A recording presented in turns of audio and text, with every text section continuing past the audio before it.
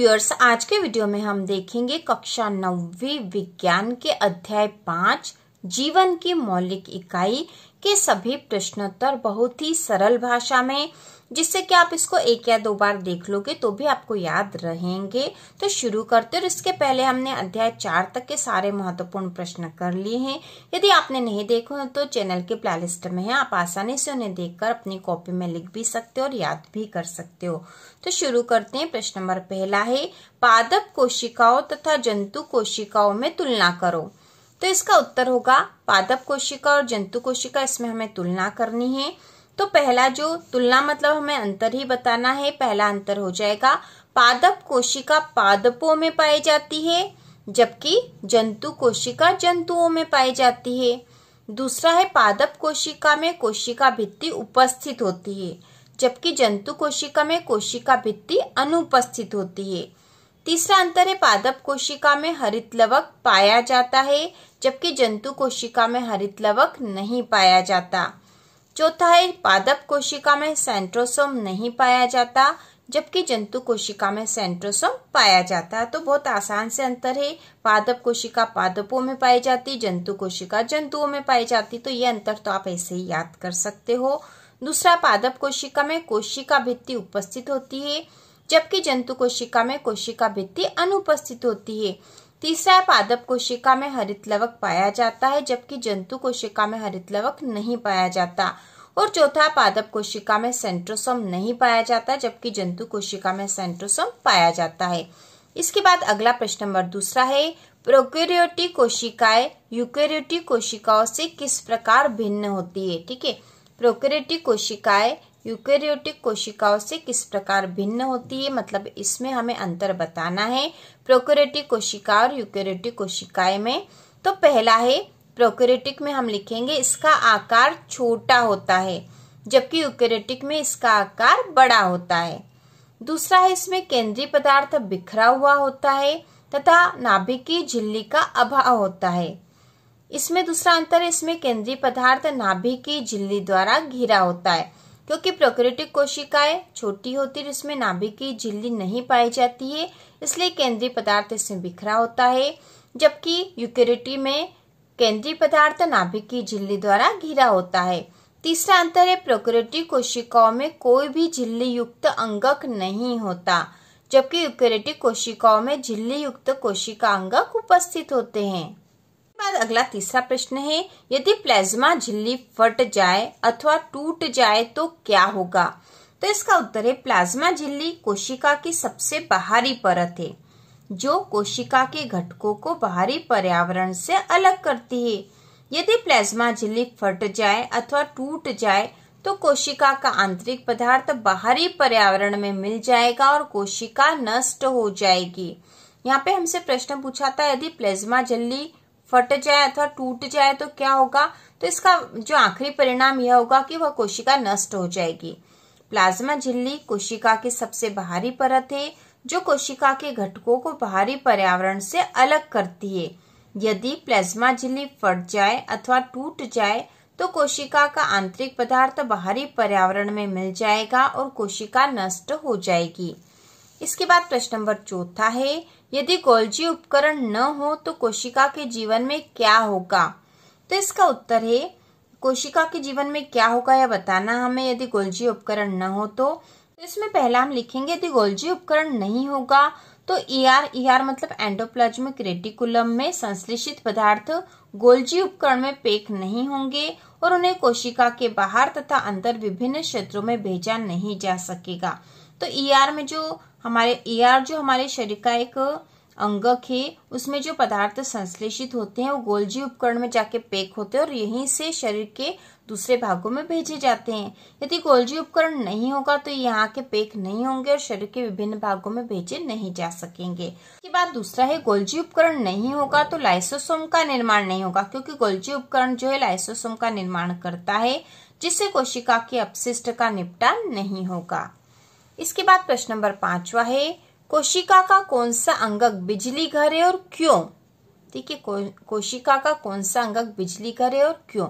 इसके स्थान पर प्रश्न यह भी आता है कि कोशिका का बिजली घर कौन सा अंग होता है बताइए। तो इसका उत्तर होगा कोशिका का बिजली घर माइटोकॉन्ड्रिया है। ठीक है, कोशिका का बिजली घर जो है माइटोकॉन्ड्रिया है। कितनी बार रिक्त स्थान में भी आ जाता है। कोशिका का बिजली घर किसे कहते हैं, या कोशिका का बिजली घर है तो यहाँ आएगा माइटोकॉन्ड्रिया, क्योंकि माइटोकॉन्ड्रिया में एटीपी के रूप में ऊर्जा संग्रहित रहती है। एटीपी का जो फुल फॉर्म होता है एडिनोसिन ट्राइफॉस्फेट, इस रूप में ऊर्जा का संग्रहण होता है। एटीपी कोशिका की ऊर्जा है। इसी एटीपी का उपयोग शरीर में होने वाली जैविक क्रियाओं के लिए किया जाता है। कोशिका का बिजली घर माइटोकॉन्ड्रिया है, क्योंकि माइटोकॉन्ड्रिया में एटीपी के रूप में ऊर्जा संग्रहित रहती है। एटीपी कोशिका की ऊर्जा है। इसी एटीपी का उपयोग शरीर में होने वाली जैविक क्रियाओं के लिए किया जाता है। इसके बाद अगला प्रश्न है, कोशिका झिल्ली को बनाने वाले लिपिड तथा प्रोटीन का संश्लेषण कहाँ होता है।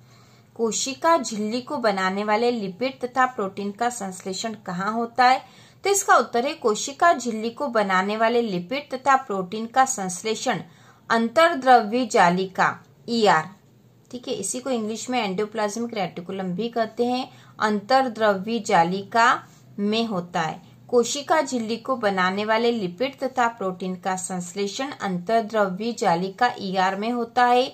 यह अंतर्द्रव्यी जालिका दो प्रकार की होती है। पहली है खुरदुरी अंतर्द्रव्यी जालिका RER और दूसरी चिकनी अंतर्द्रव्यी जालिका SER। इसके बाद अगला प्रश्न नंबर 7वां है, अमीबा अपना भोजन कैसे प्राप्त करता है, तो इसका उत्तर है अमीबा अपना भोजन एंडोसाइटोसिस प्रक्रिया द्वारा प्राप्त करता है। अमीबा अपना भोजन एंडोसाइटोसिस प्रक्रिया द्वारा प्राप्त करता है। इस प्रक्रिया में कोशिका झिल्ली का लचीलापन एक कोशिक जीवों में कोशिका के बाह्य पर्यावरण से अपना भोजन तथा अन्य पदार्थ ग्रहण करने में सहायता करता है।